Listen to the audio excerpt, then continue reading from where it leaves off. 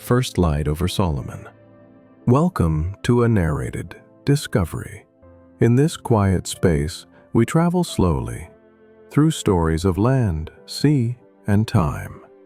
Today, we journey to a place where the Pacific speaks through waves, rainforests hum with unseen life, and the past still echoes in every bay. The Solomon Islands. The morning rises softly over Guadalcanal. Mist clings to the hills like memory. Coconut palms sway above red earth paths, and the first rays of sun pierce through the dense canopy. The islands stretch like green beads across sapphire water, nearly 1,000 in total, each shaped by volcanoes, storms, and song. On shore, hermit crabs emerge from crevices to greet the light. Birds with names older than maps begin their calls, shrill, ancient, and echoing. A Solomon sea eagle circles high above the mangroves, its white wings catching the new sun. This is not just a place, it is a living story, woven from reef and root, from coral and clan. The Solomons are remote but never still. Beneath the surface of their still lagoons, coral cities bloom with parrotfish, rays, and wrasse. And deeper still, the shadows of wrecks from long past wars rest beside thriving reefs, where silence heals old scars. Above the water, villages of stilted homes hug the coastlines, their people living rhythms older than empire. This journey begins with silence, but the kind that listens. Here, the land does not shout, it waits. And so we slow down, we notice, and we begin. Where forests breathe. History. Nature. Deep within the main island's interior, the rainforest breathes like a living lung. Vines as thick as limbs coil between towering fig trees. Ferns the size of small boats unfurl in the moist air, while a constant hum of insects stitches the silence together. Each drop of rain that lands here doesn't just water the soil. It joins a cycle that has sustained these islands for thousands of years. This is the domain of the Solomon Island skink, the world's largest arboreal reptile, often moving slowly through branches in pairs. Unlike many lizards, it forms lifelong bonds.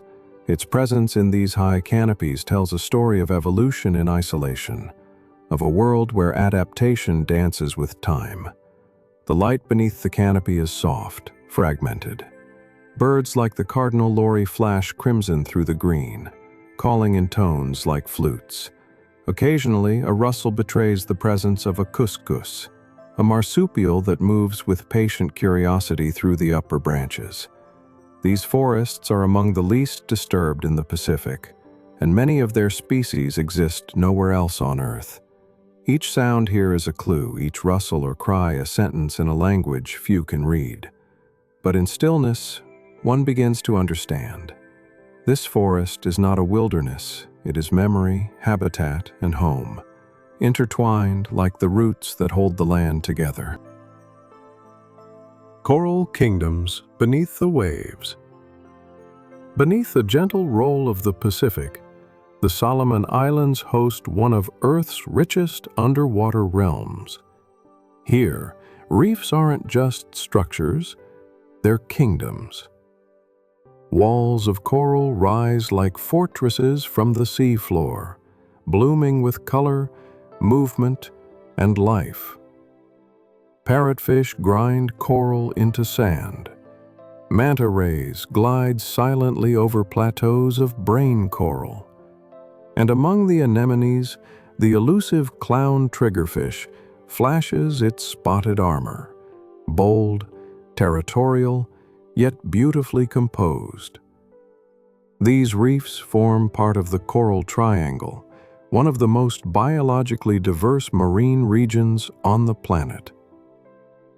Among the coral tunnels, schools of fusiliers shimmer like living rivers. Giant clams, some older than any nearby village, filter water in slow pulses, their ridged shells vibrant with purple and blue.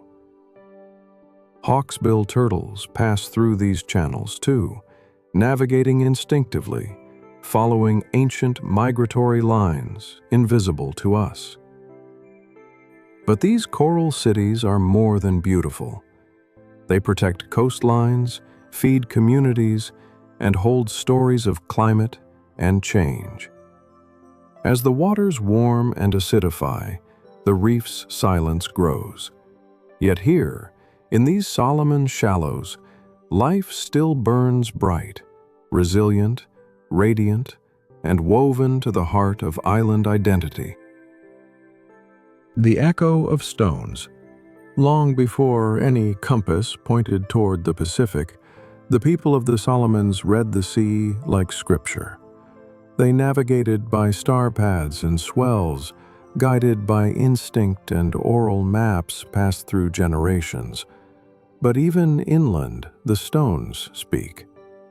Scattered across the islands are megalithic shrines, carved standing stones and platforms older than the written word. In places like Nusa Roviana, these stone altars rise from the forest floor, moss-covered, weather-worn, yet untouched. They mark places of gathering, of story, of sacrifice. Some believe they connect to ancestral spirits, the bridge between now and before. The skull shrines of Roviana Lagoon are particularly haunting. Built by warrior cultures of the past, they stand as memorials and warnings. Skulls once placed upon them told of bravery, conflict, and the blurred line between reverence and fear. Today, many rest undisturbed, hidden among banyans, slowly return to nature. But history here isn't confined to ruins. In villages like Munda or Kaghau, elders still chant lineages reaching back centuries. The past is not a distant concept in the Solomons. It is alive, in language, in carved canoe prows, in the way hands shape clay and wood. To walk here is to walk beside ghosts, respected, never feared. They are part of the landscape, like the stone they once stood on. Canoes that remember the stars. Across the lagoons, carved canoes glide with quiet precision. Their slim hulls cut the water like memory, silent, efficient, deeply symbolic. In the Solomon Islands, canoes are more than vessels. They are ancestral tools, shaped by lore, tide, and time. In the Lao Lagoon, certain clans still build their homes atop artificial islands, platforms of coral and stone raised from the sea centuries ago. From these villages, men launch narrow outriggers at dawn, paddling with the rhythm of generations. The wood they carve, often from breadfruit trees, is chosen through ritual. Every notch has meaning. Every curve speaks of balance and flow. Navigation is not written, but felt. Young boys learn early how to sense a swell, read a current, trace cloud reflections on open sea. Elders teach them how to use the wind, not fight it. This is knowledge carried not in books, but in bones. Canoe races are not mere sport. They are ceremonies, reenactments of ancient journeys, tests of skill, and expressions of pride. Even the painted designs along the prow can signify lineage, status, or spiritual protection. In a world of satellites and motors, these canoes still whisper of a time when people mapped the sea with nothing but stars, salt, and memory. Volcanoes that breathe in silence. Rising from the ocean like sleeping giants, The volcanoes of the Solomon Islands shape more than the land. They shape belief. Tinakula, one of the most active volcanoes in the Pacific, looms over the sea with quiet menace. At night, its glow pulses like a heartbeat beneath the stars. The people of Tumotu Province have long respected its rhythm. They tell of spirits that dwell inside the fire, of islands born in a single night, of ash that both curses and blesses. These are not myths meant for outsiders, they are truths held with reverence. Closer to the mainland, Kolumbangara, a perfect volcanic cone now dormant, rises from jungle and mist. Its name means water lord, and its forests are sacred. Local communities believe its slopes are watched over by ancestral forces, protectors of balance between people and nature. Even today, when eruptions are tracked by satellites, many islanders still interpret tremors through dreams and omens. It's a reminder, not all knowledge comes from instruments. The volcanoes of the Solomons do not roar with destruction alone. They breathe life into soil, dictate where villages rise and fall, and remind all who dwell nearby that the earth, too, has a voice. The language of wings. The forests of the Solomons speak in feathers. From the shadowy undergrowth to the highest canopy, birds fill the air with sound, color, and meaning. These islands host more than 70 endemic species, creatures found nowhere else on Earth. They are not merely fauna. They are living stories with wings. In the cool uplands of Makira, the Makira dwarf kingfisher flits like a blue spark between mossy branches. On Malaita, the haunting call of the Solomon nightjar breaks the silence at dusk, an echo from a creature so elusive it was once believed extinct. But the most striking among them is the ultramarine lorikeet. Small, iridescent, and fierce, it nests high in the canopy and feeds on nectar with tireless energy. In some villages, its arrival marks the change of season. In others, it's a symbol of clarity, a bird that sees beyond illusion. Birds here are not only admired but listened to.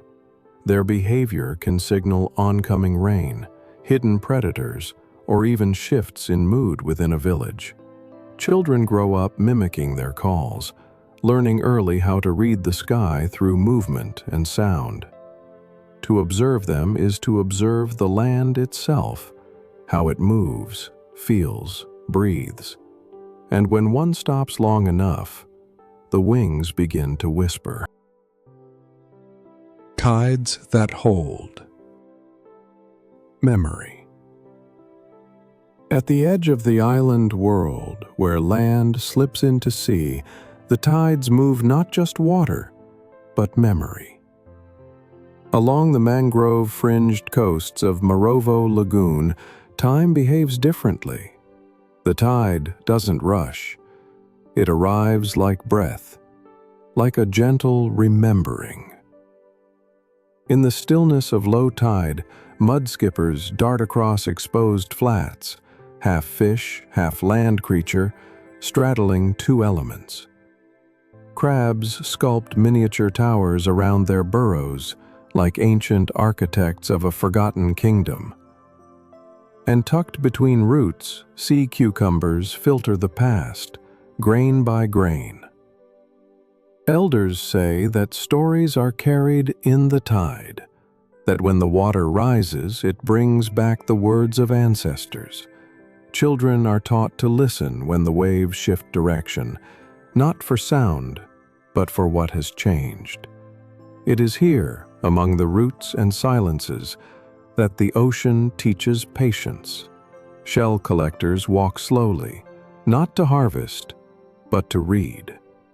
The shape of a shell, the location of a stone, each holds meaning. They are messages left for those who know how to see. These are not shorelines in the way we understand them. They are living margins where memory seeps in and out with the tide. carvings that guard the invisible. In remote corners of the Solomons, especially within Choiseul and Rennell Islands, sacred sites still breathe through wood and silence. Here you'll find ancestral shrines carved with patterns so intricate they seem to shift when the light changes. These are spirit houses, or tambu, built to honor and shelter the unseen. Each carving has a purpose: spirals for continuity, teeth for protection, and wave lines to connect the living with the ocean spirits. These are not decorations. They are languages carved in hardwood, understood only by those initiated into their meanings. In Billiton Bay, locals still perform offerings beside old spirit houses, placing shells, feathers, or woven leaves into wooden bowls, not out of superstition, but out of respect. These acts remind the people where they come from and whom they walk beside. Drums once echoed here too, massive slit gongs cut from tree trunks, used to communicate between villages. Though many have fallen silent, their shape still speaks. It reminds all who pass that not all stories are written. Some are carved, some are felt. To enter such places is not to observe, but to acknowledge. One does not speak loudly. One listens with the bones, the breath, the stillness. Farewell over quiet waters. And so, our journey through the Solomon Islands draws to a close.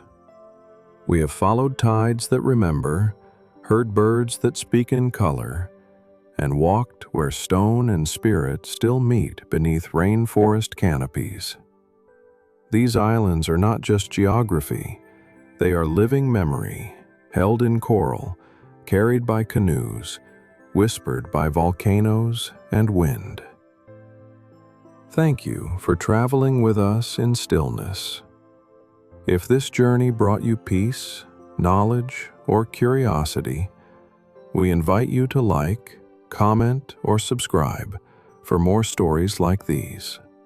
Until next time, stay curious, stay healthy,